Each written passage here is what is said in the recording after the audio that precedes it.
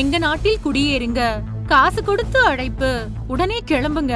வெளிநாட்டுக்கு போய் செட்டில் ஆகணும்னு பல பேருக்கு ஒரு பெரிய கனவு இருக்கும்.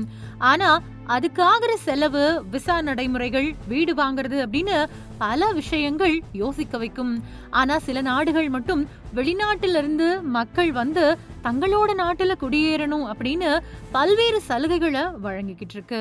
குறிப்பா மக்கள் தொகை குறைஞ்சு வரக்கூடிய பகுதிகளில் புதுசா குடியேறவங்களுக்கு நிதியுதவி, வீடு வாங்குறதுக்கான சலுகை அப்படின்னு பல திட்டங்கள் இருக்குது.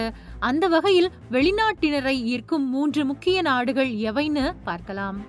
முதல்ல இத்தாலி.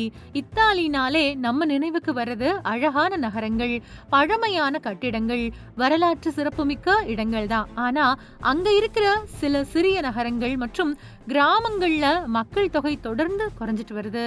இதனால அங்க இருக்கிற உள்ளூர் நிர்வாகங்கள் புதிய மக்கள் வந்து குடியேறணும்னு பல்வேறு திட்டங்களை கொண்டு வந்திருக்காங்க. சில இடங்கள்ல பழைய வீடுகளை ரொம்ப குறைந்த விலைக்கு வாங்குறதுக்கான வாய்ப்புகள் இருக்குது.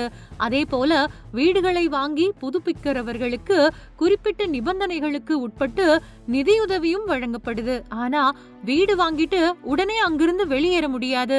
குறிப்பிட்ட காலம் அந்த பகுதியிலேயே வசிக்கணும். அதோட வாங்கின வீட்டை குறிப்பிட்ட காலத்திற்குள்ள புதுப்பிக்கணும். இந்த மாதிரியான நிபந்தனைகளும் இருக்கலாம். அடுத்தது அயர்லாந்து. அயர்லாந்து அரசு தன்னோட தொலைதூர தீவுகள்ல மக்கள் தொகையை அதிகரிக்க யோர் லிவிங் ஐஸ்லாண்ட்ஸ் போன்ற திட்டங்களை செயல்படுத்தி வருகின்றது.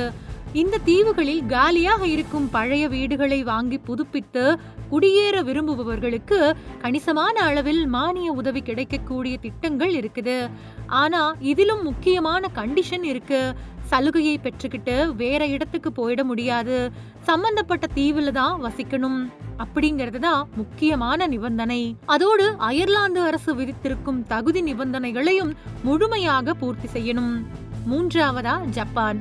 ஜப்பான்ல பெரிய நகரங்கள்ல மக்கள் தொகை அதிகமா இருந்தாலும் பல கிராமப்புற பகுதிகள் நிலைமை அப்படியே தலைகீழா இருக்கு. அங்க வயதானவர்களின் எண்ணிக்கை அதிகரிச்சுட்டே இருக்கு. அதே நேரத்துல இளைஞர்கள் நகரங்களை நோக்கி இடம் பெயர்றதால கிராமப்புறங்கள்ல மக்கள் தொகை குறைஞ்சு வருது. இதனால குடும்பங்களோட கிராமப்புறங்கள்ல குடியேறவங்கள ஊக்குவிக்க ஜப்பானோட சில உள்ளூர் நிர்வாகங்கள் நிதியுதவி, மலிவு விலை அல்லது சில சந்தர்ப்பங்களில் மிகவும் குறைந்த செலவில் வீட்டு வசதி உள்ளிட்ட பல்வேறு சலுகைகளை வழங்கி வருகின்றன. குறிப்பாக குழந்தைகளுடன் வரும் குடும்பங்களுக்கு சில பகுதிகளில் கூடுதல் உதவிகளும் கிடைக்க வாய்ப்பு இருக்கு. ஆனா இங்கேயும் ஒரு முக்கியமான விஷயம் இருக்கு. சலுகையை வாங்கிக்கிட்டு அங்க இருந்து வேற இடத்துக்கு போக முடியாது. சம்பந்தப்பட்ட கிராமப்புற பகுதியிலேயே தங்கி அங்க வேலை இல்லனா தொழில் செய்ய வேண்டும் அப்படிங்கிறது தான் பொதுவான நிபந்தனையா இருக்கு. இப்போ இந்த 3 நாடுகளையும் பார்த்ததும் அப்படின்னா நாமும் போய் அங்க வீடு வாங்கிக்கலாம்னு உடனே முடிவு பண்ணிடக்கூடாது. ஏன்னா இந்த சலுகைகள் அந்தந்த நாடு முழுவதுக்கும் கிடையாது. குறிப்பிட்ட நகரங்கள், கிராமங்கள் அல்லது தீவுகளுக்கு மட்டுமே இந்த மாதிரியான திட்டங்கள் இருக்கலாம்.